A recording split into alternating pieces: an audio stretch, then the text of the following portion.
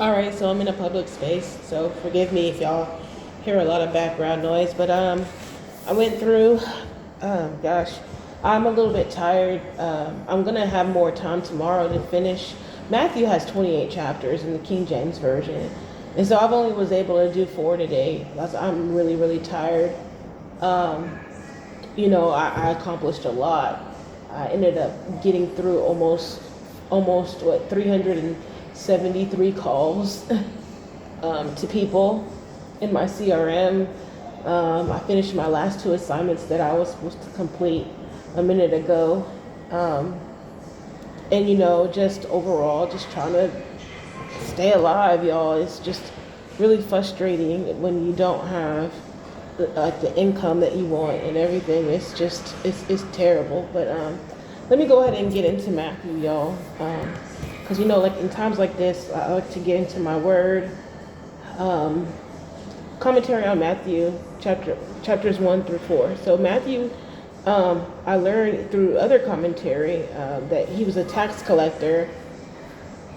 He was one of the, of course, 12 apostles. That taught Jesus' teachings. As you know, Jesus is the Messiah, Lion of Judah, and from the lineage of David and Abraham. He opens up, Matthew opens up with the genealogy of Jesus, and him being a seed of Abraham and bringing blessings to all nations. Basically, we all as Christians believe Jesus is is God in human form. He is Emmanuel, which means God is with us. People also say another Moses.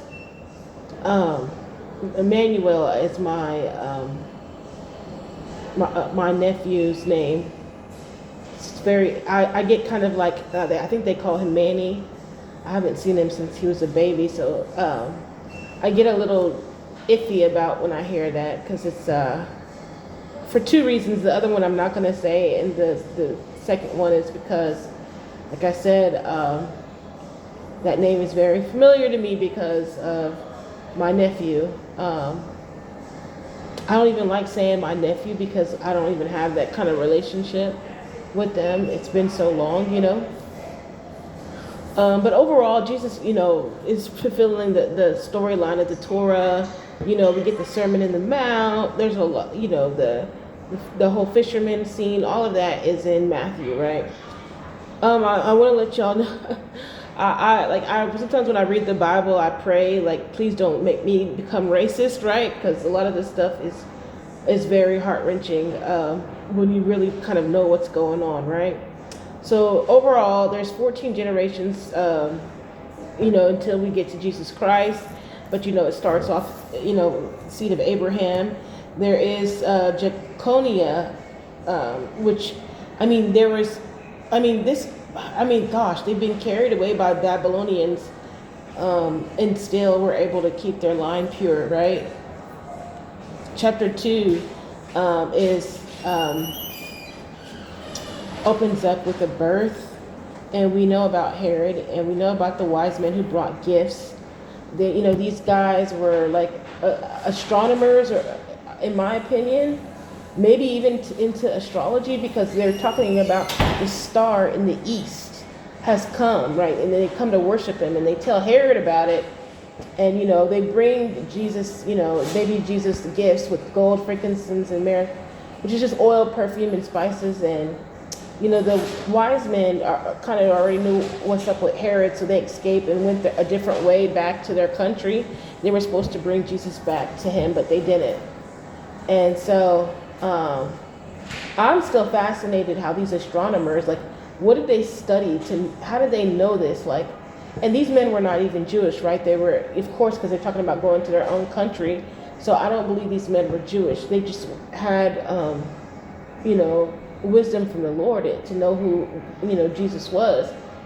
And interesting enough, Herod didn't even go after them, right? He went after the Jewish people, the vulnerable people. He killed all the, firstborns 2 and younger. And then, in chapter 1, verse 17 of King James Version, it says, a voice was heard by Ramah Rachel was weeping for her children, refusing to be comforted because they were no more. That's a common saying in Jeremiah. So like the people already like knew, like had certain prophecies, and so I had to look it up, and I was like, why would they say Rachel? Because actually, what are they doing talking about Jeremiah doing talking about Rachel if it's actually Leah's children, that has the line, the lineage, right? And so when I looked it up, it says Matthew isn't saying Rachel was Judah's mother, right? He's saying that the picture of Israel's grieving mothers, right? It's just she embodies that because her tomb was like literally right outside of Bethlehem, where Herod's killings were happening, right?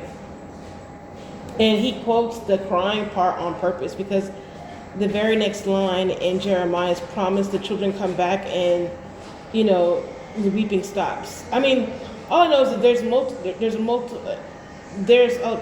the whole thing with Herod, I would say, just fast forwarding, the whole thing with Herod is he's not he has his lineage too. I always thought that he gets struck by lightning, that's how he dies, but actually, that's his children, I think his son, and then his other son gets eaten by worms. It's really bad.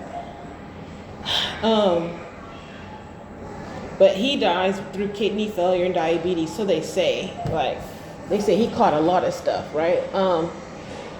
So after his death, Joseph is warned in a dream to go to Israel and leave Bethlehem, and they go into the region of Galilee, which is why Jesus becomes a Nazarene, in Nazareth. Chapter 3, this is about John the Baptist, and what I noticed is like he's broke.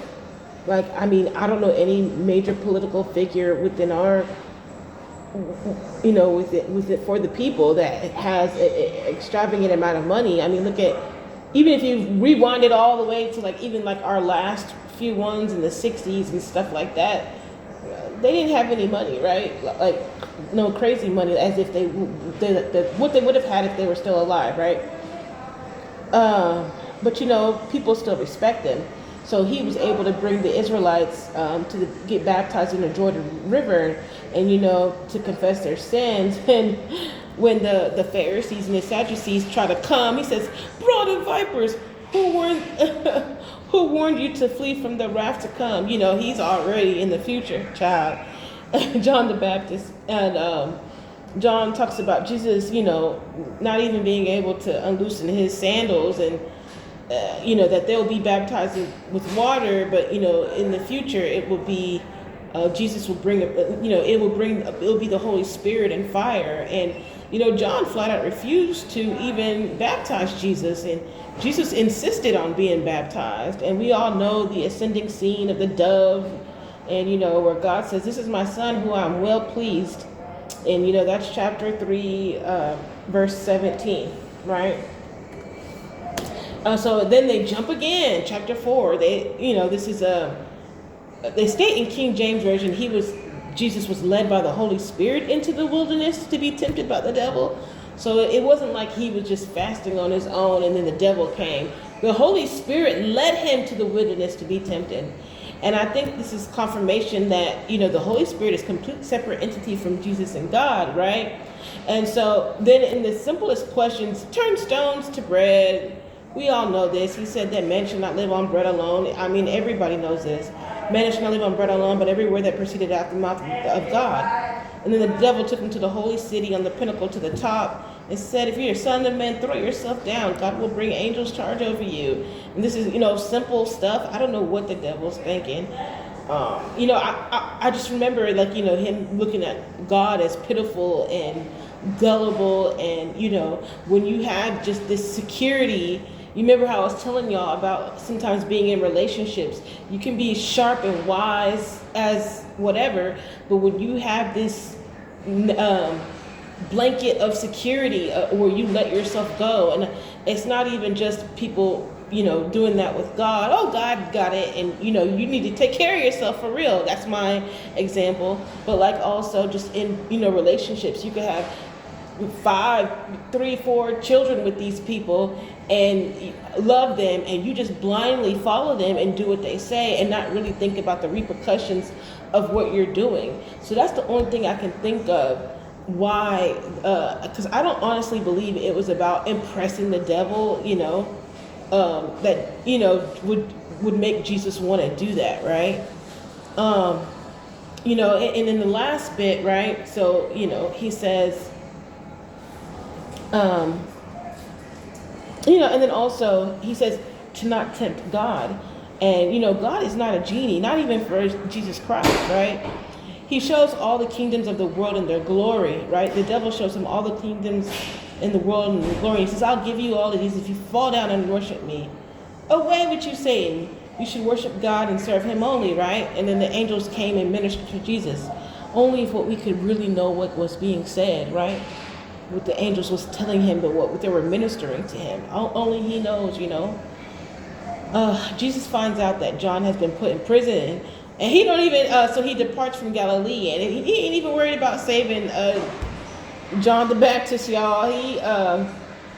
A prophecy is fulfilling in Isaiah that the land of Zebulun and the land of Naphtali, I'm not sure if I said it correctly, by the way of the sea beyond the Jordan, Galilee of the Gentiles, right? The people who sat in darkness have seen a great light, and upon those who sat in the region of and the shadow of death, light has dawned, right? It's just time, right, for a new community. Jesus calls the four fishermen, so we all know about him calling the two brothers, Simon and Andrew. Now, nobody really hears too much about Andrew. He doesn't have a book in the canon, but, as we know, in all the lost books, they always give somebody a book or a text child. They call it the Acts of Andrew. It was my first time hearing about it. I'm now becoming, like I said, I became extremely skeptical about the apocryphal text. I don't know if it's, I'm right now just trusting the canon and in any books that are only a part of the Ethiopian Bible. Do I know if the Acts of Andrew's in there? I don't know, but I doubt it, right? The only actual apostles biblically is Matthew and John with their Gospels, right? While Mark and Luke were not even apostles at all. He not only called those two, but he also called another two, so four in total, the fishermen, James, son of Zebedee, and John, his brother. They left the boat to follow Jesus, right?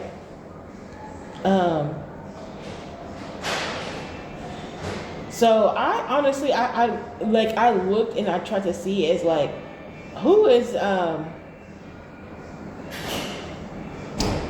get confused because Jesus, sometimes we get confused. Jesus had actual brothers brothers are named in Matthew though, but it's all the way in chapter 13. They're James, Simon, Judas, not the Judas that we know. The Simon is different from the Simon Peter, right? Simon is a really popular Jewish name, which is exactly why Peter needed a nickname, right?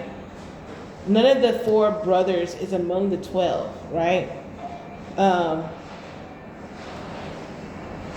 John 7:5 says they didn't believe him during his ministry, though James later, leads the Jerusalem church.